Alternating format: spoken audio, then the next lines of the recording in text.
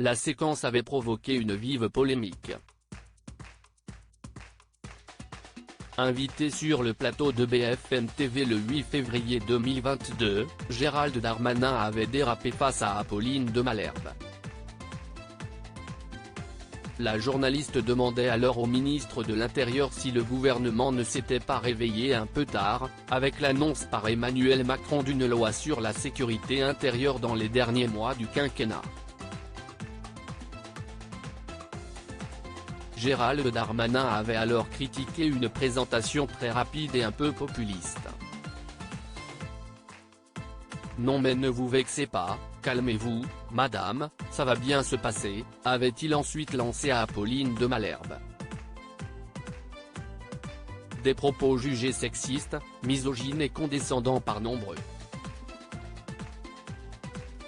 Près d'un an après, la journaliste est toujours aussi touchée par cette séquence, comme elle l'a expliqué sur le plateau de C'est à vous ce vendredi 6 janvier.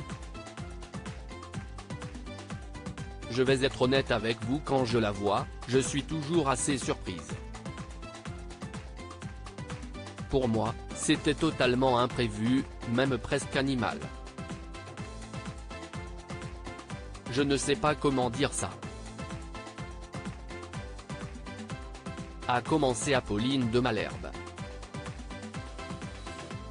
Sur France 5, la journaliste a expliqué que dans le face-à-face, on est seul dans un grand espace, si est-il la seule interview du matin où on est seul et que sur le plateau de BFM TV, elle peut parfois ressentir un moment de solitude extrême où seuls les deux intervenants sont ensemble. Pour son interview de Gérald Darmanin, Apolline de Malherbe avait préparé ses questions. Mais je sens à un moment quelque chose qui semble aller trop loin. Sans même mesurer l'impact, l'image, l'ampleur, je réagis comme j'aurais réagi dans la vie, a rajouté la journaliste, qui avait tout de suite repris le ministre dans cet aveu.